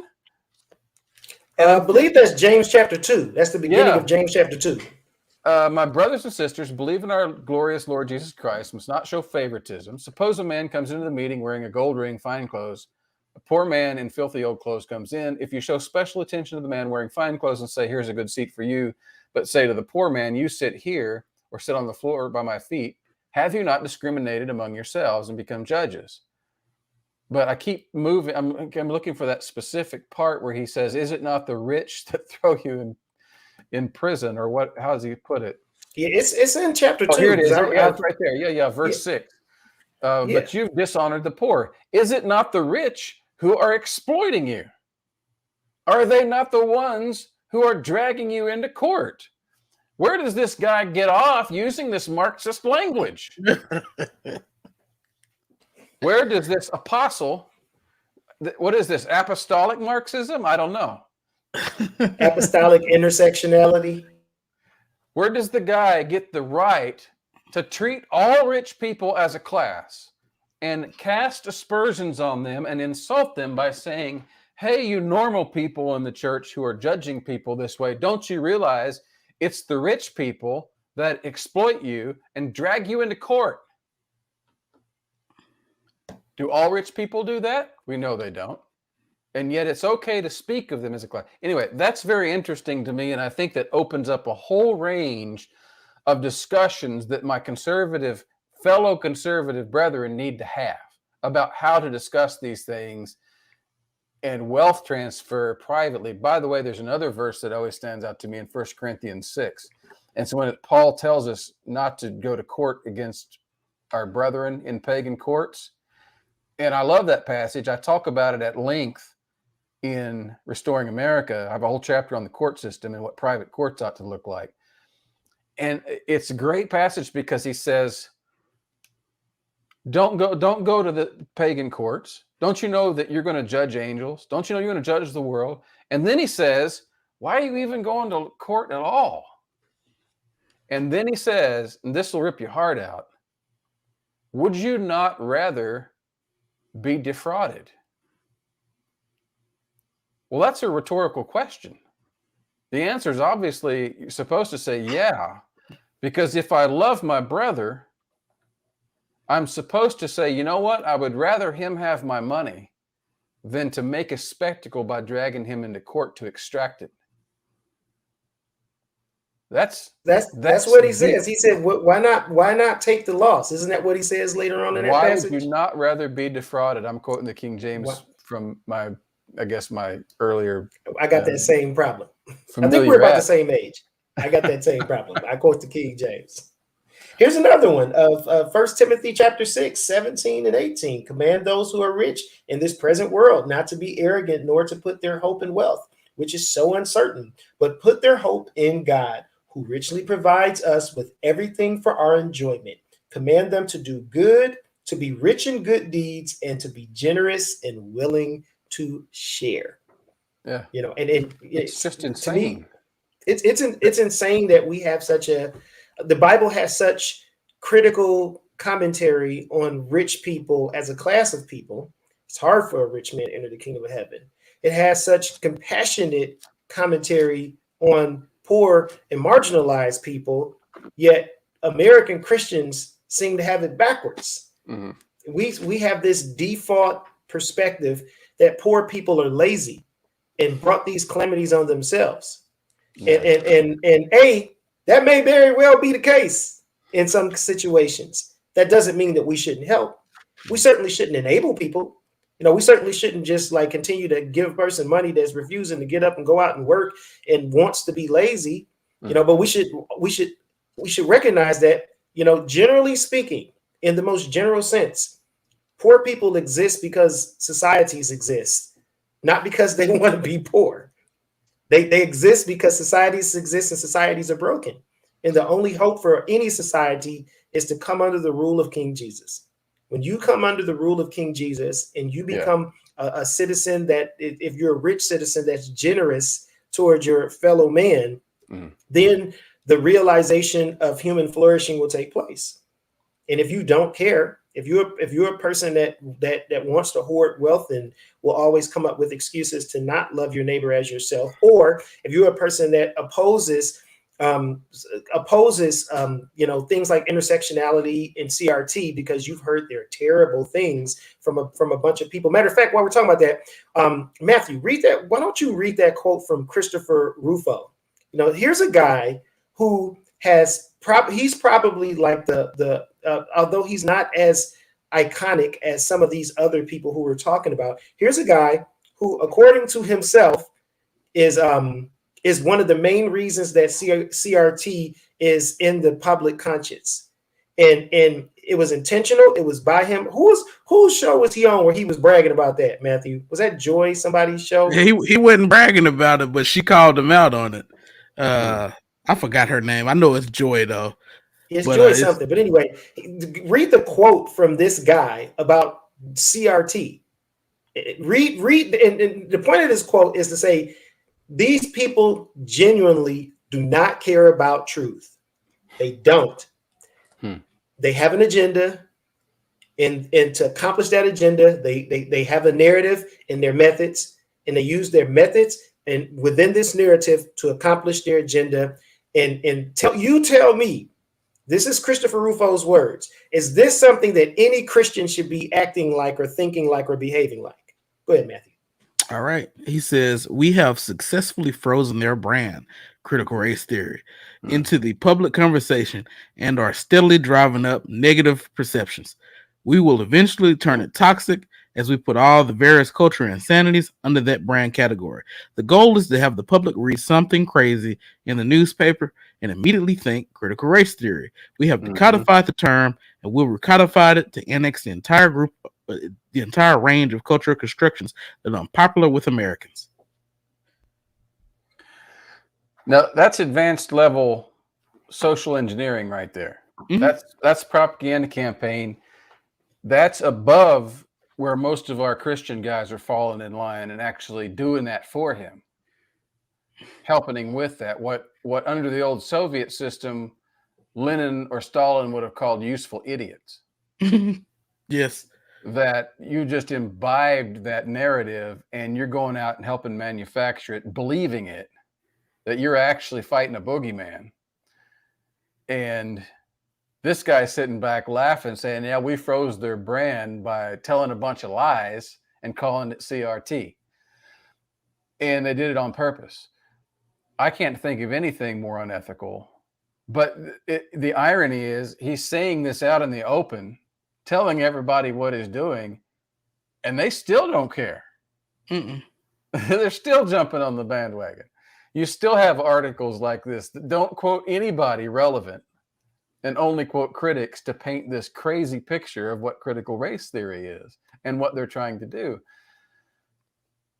It's mind-blowing almost if I didn't understand the way propaganda works, the way tribalism works, and the way the total depravity of man feeds on both. So anyway, that just a quick reminder. Earlier, Matthew showed some slides of the apologists talking about this. The William Lane Craig, he was sharing a Christopher Rufo blog. The guy that Matthew just quoted, that's who William Lane Craig was sharing. And that's again, it's telling. It's like, love him or hate him, William Lane Craig's a smart guy. That guy's got like 3 PhDs? Yeah. Like that guy's smart. That guy debates he's bilingual. He debates in other languages. It's hard for me to even comprehend that because I understand linguistics enough to understand like when, just the way that sentence structure works from one language to another. And it's like, this guy's fluent enough in German to have a debate in German. That's mind blowing to me. Yeah. That brilliant man is sharing Christopher Rufo blogs, a non-Christian guy who cares zero about truth and just wants to sell an agenda. Yeah, it doesn't. Your intellect does not guarantee that you have an equally equivalent moral judgment. There's an illustration Dr. Van Til used about I think he said, no matter how sharp your saw is, if it's set at the wrong angle, it's going to cut wrong. And in the Christian world, we got a lot of really sharp saws, just like in the atheist world. And sometimes they're not set on the right angle. But it is, in my mind, it is a questionable moral judgment, because why are you jumping on this bandwagon so quickly? Why is there no critical thought when it comes to this issue? Why doesn't somebody sit down and actually read the sources and put yourself in their situation, try to understand what they're saying? To me, that is so simple. Like all of this nonsense with Voddie's book and the so-called block quotation that was never intended to be a block quotation, allegedly, and all that great stuff. When I take Delgado's 4 points by myself, the way he says them and teaches them, there's nothing in it that's objectionable. Convergence theory is not objectionable. We all practice it daily.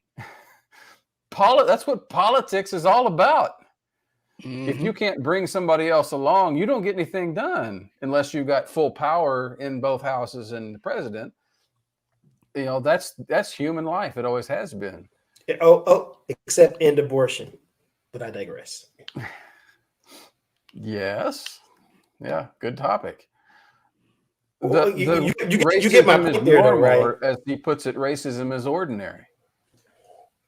Yeah. You got my point. You got my point with that, though, right?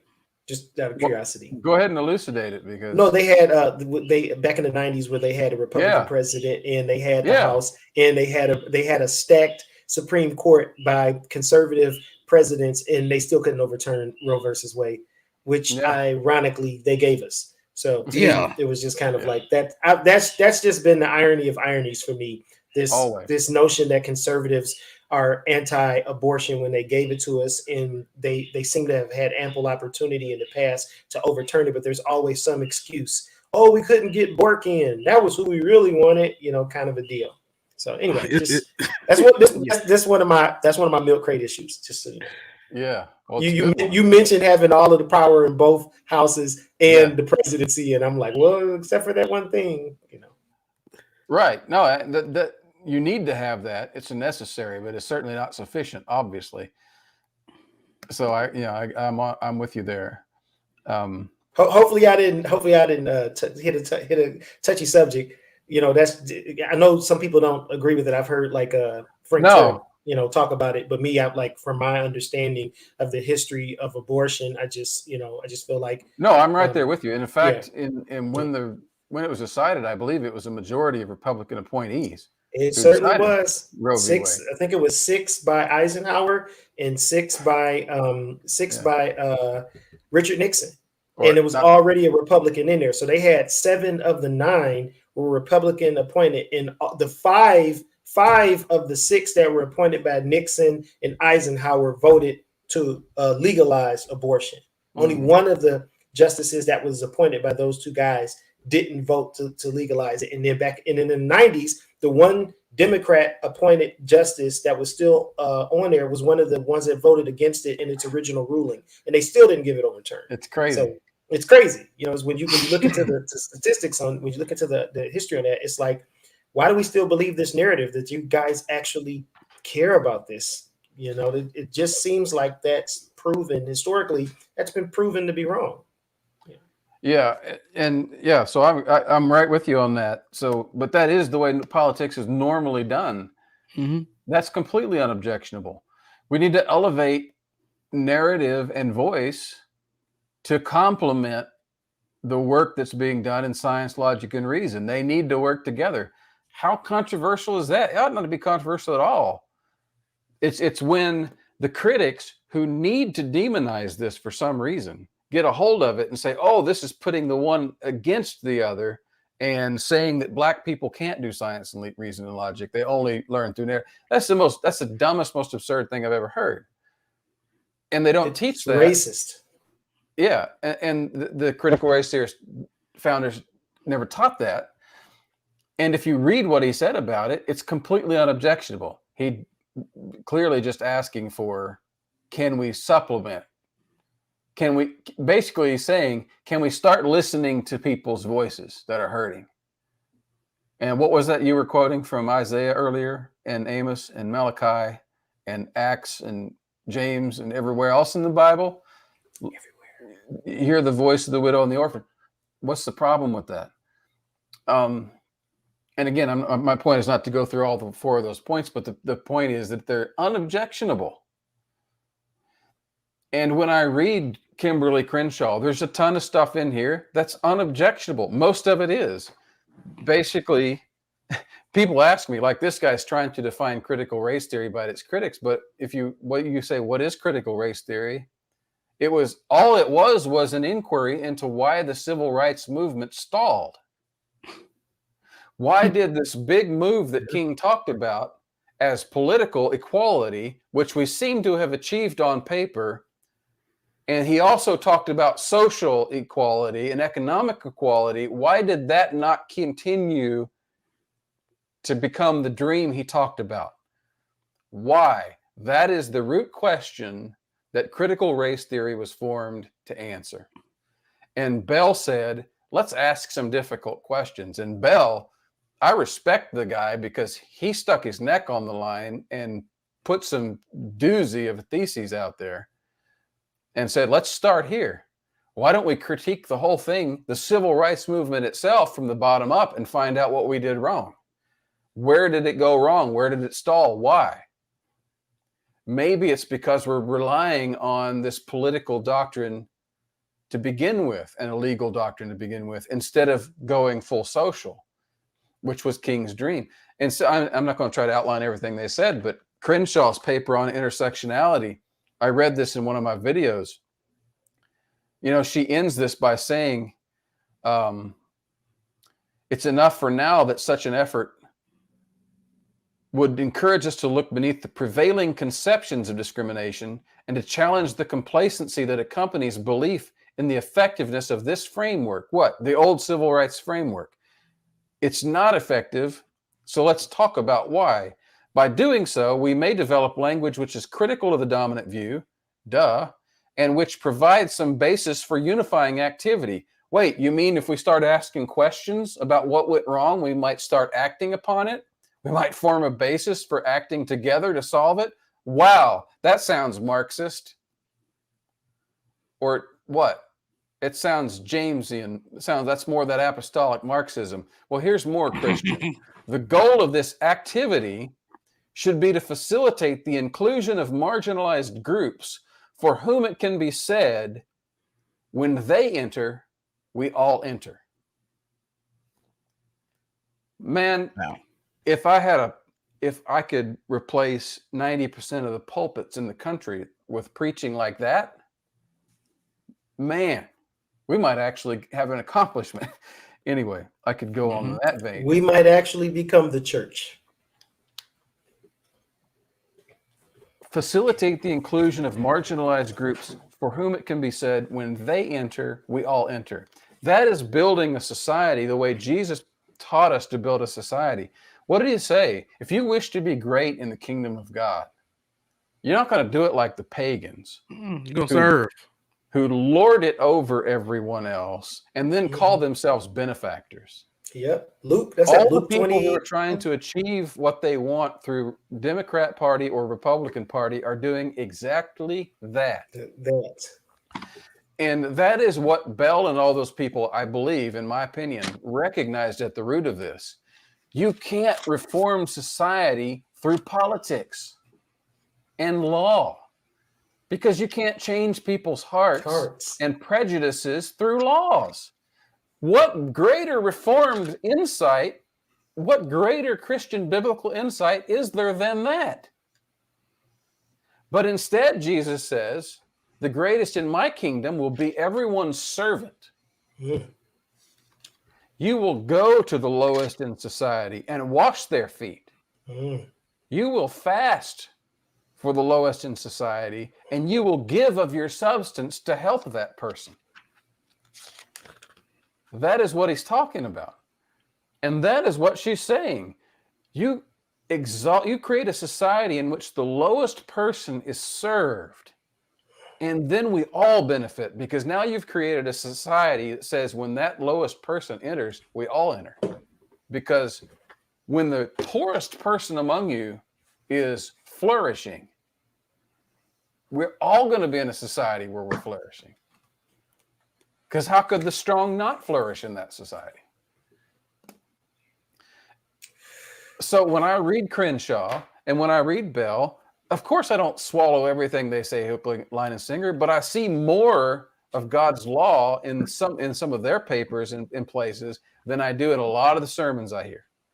And certainly in more than in all of these criticisms that are being written from intellectual perspectives that, like you said, they're a mile wide and an inch deep. And then on top of that, a lot of the criticisms coming from some in the church pretend that even unbelievers in scholarship are unable to make true observations and things like that. And I think that's just a denial of God's common grace. And, I'm with you. I've heard variations of that from all of these critics, that you can't quote these people. It's dangerous. It's laced with Marxism, et cetera, et cetera, et cetera. I don't want to hear that criticism from a single one of those hypocrites, all of whom are utterly dependent upon James Lindsay, whose entire worldview is Enlightenment rationalism. Godless, anti-God Enlightenment rationalism. I don't want to hear it. Don't tell me I can't quote from Marx himself and make something good of it. When you're doing that. When you welcome this guy. And I'm not trying to exalt or to put him in the spotlight because he's an atheist. I don't care. if he was saying the right things, I would work with him too. But I would not be making the argument as saying you can't follow these people because, oh, that's Marxism. Well, trust me, Marxism is no better or worse or more dangerous than Enlightenment rationalism. The left wing of the Enlightenment is just as godly and will send you to hell just as much as the right wing of the Enlightenment. Yep. It had two wings and they're both flying to the same place. That's been my whole point is we got to stop with the hypocrisy. You cannot. One, I think that you believe that your audience is stupid. I'm sorry. That's just my opinion. When you write a book and you cite woke preacher clips and you cite new discourses and you cite James Lindsay, who does nothing in that book, and that book is required reading at Biola, which is a shame. A cynical theorist. What books required reading? Cynical theorists for their MA in philosophy is, and he's not even a philosopher. He's a mathematician. But I mean, and that's not to disqualify, but I'm just saying, and I broke this down to you earlier. What we see from that book and what we see from some of the books, and I'm going to be reading Christianity and Wokeness, and I got my eye open, so I hope the brother don't drop the ball. But what we see from that book is this cobbling together, what Christopher Rufo said, this cobbling together of all these different things. And we could say Robin DiAngelo is a critical race theory, is a critical race theorist. And the analogy that I gave you earlier is this. And I told you that I'm fond of Dr. Edward John Carnell. But if I was to try to refute presuppositionalism by pointing to his work and trying to refute him, well, he studied up under Cornelius Van Til. It's still not the same thing. And people would be in an uproar about it. I'm saying that why, and you said it earlier, you said, we got to be careful about the moral judgments. You said it earlier, but it still baffles me at the same time that we can be so precise about these fine theological points of contention, and even in our our apologetic method and how apologetic method flows from our theology and stuff like that. But when we come to the subject of race, we get really sloppy and just start thinking crazy. It's crazy to me. Yeah, I mean, and this one more occurred to me, and I think it may be the perfect one. You would cry. There would be tiki torches in the streets. There would be AK-47s and AR-15s raised in the streets by all my Reformed brethren. If somebody wrote a critique of the Reformed faith, and for their definitions of the Reformed faith, they only quoted Dave Hunt's book against Calvinism. Here it is, the book. What love is this? Yeah. I believe a certain Dr. Oakley would have a heart attack and fall over if something like that happened. He probably had a heart attack just hearing it. Hey guys, we're approaching 2 hours, and so we got about 13 minutes left before that. Let's share some closing thoughts before we shut it down for today. Well, I just want to say thank you to the both of you. Dr. J, we will most definitely try to get you to come back on if your schedule permits. I know that you're a busy man with law school, and I can't even. That's making my head hurt just thinking about that. But we will most definitely have to try to get you back on one of these days. And just want to thank you for coming by, and your debate with Scott David Allen was really good. Especially had you also brought out some issues with the sources, and even some twisting and miscitations of sources and some manipulation of the sources, which is another pattern that we're beginning to see from this side over there. But just want to thank you once again for stopping by. And Chris, you know, man, this is pretty much like your house over here. So, you know, but y'all can go ahead and say what y'all got to say, but I'm done. You want to go first, or you want me to go first? I'll let you close it up. It's your show. I just want to say, where are you at, Matthew? Where you live at? I am in Hot Springs, Arkansas. That's right. by way of Fort Worth, Texas. Got it. Yeah, I grew up in Fort Smith. That's a wonderful city. I would like to move back, but it does something to my wife's allergies. I don't know what's going on. Oh yeah, that River Valley's tough. But I was like, man, I would love to be in studio with one of these guys while this is going on. But of course, I'm in Atlanta, so that's a long way. But this has been great. I do feel at home. I really appreciate you guys having me on.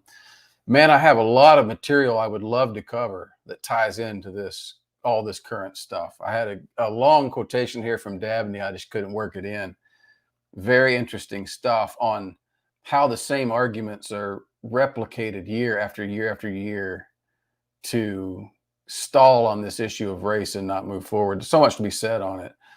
And all the stuff you guys done during the controversy with Vadi's book and on other aspects of this topic, I really enjoyed your videos. I'll share them when they come out. I've learned so much from listening to you and from other fellows doing these short videos. I wish the viewership was bigger, and I believe it will be. I hope it is. And law school is crazy. I get overwhelmed. I 200 or 300 pages a week, 3,000 pages a semester. And I just don't have any time if I want to still be a father and a husband in the midst of all that. So I usually almost go dark on social media during those periods. I do want to try to get one more video out on the voting matter. I got just a few more things to say about that in hindsight. But aside from that, I hope I can work in some time to come back, and we'll make it a really pointed topic where we can dig into some stuff. So anyway, thank you guys for having me on talking about this stuff. I think it's important, and I hope you keep doing it, and I'll support you going forward. I think in some ways, American Christianity has become about ideas and less about people. And with a culture like that, it makes sense to me that this would make sense to a person like Coco, because there's really no sense of gravity other than the actual conclusions of the ideas. Mm-hmm. The actual, impact that these ideas are going to have on actual people's lives really don't seem to make sense, or really aren't at the forefront of people's conscience when they're writing things like this. But I think of, our Savior, Jesus' words. When I was hungry, did you feed me? When I was naked, did you clothe me? When I was sick, did you care for me? When I was in prison, did you visit me? To the least of these that you did this to, you have done this to me. Depart from me.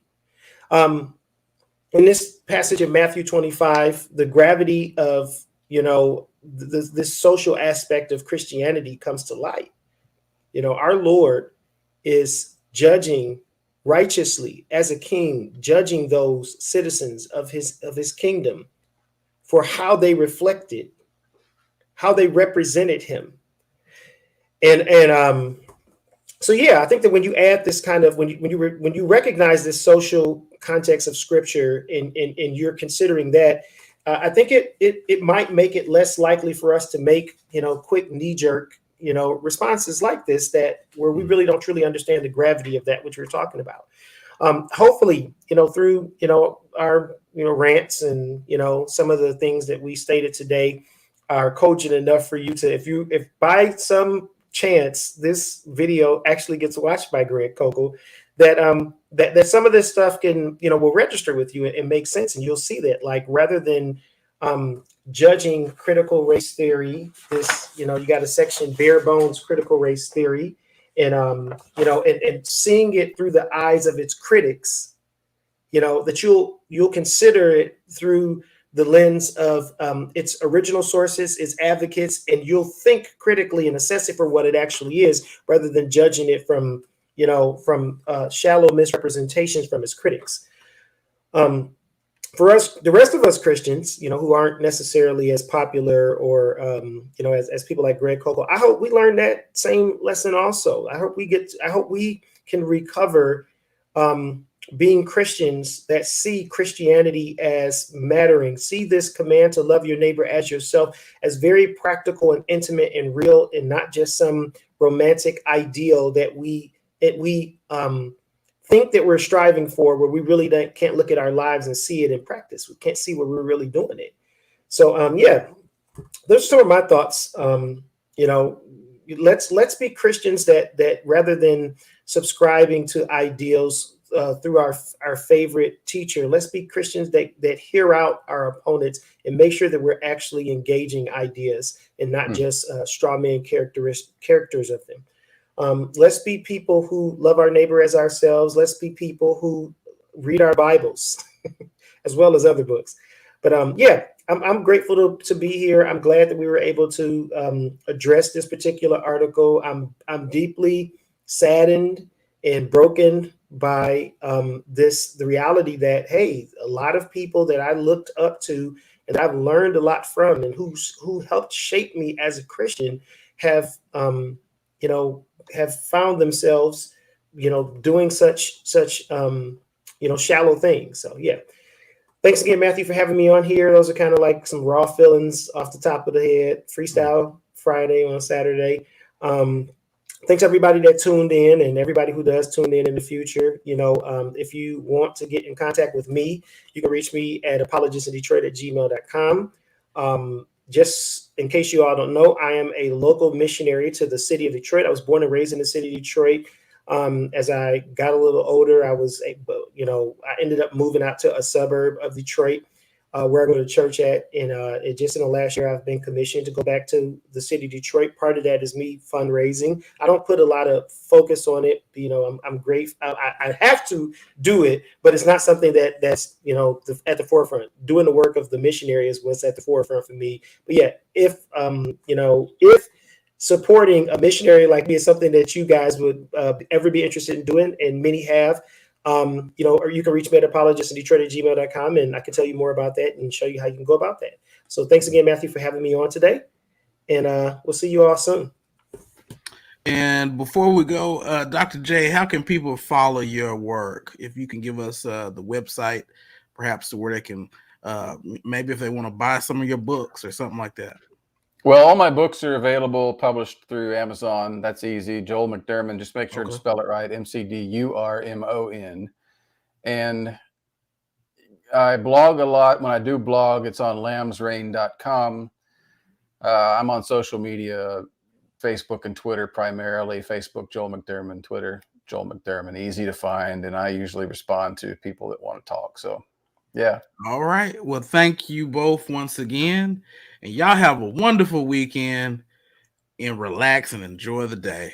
I'll do it. Thank you, guys. All right.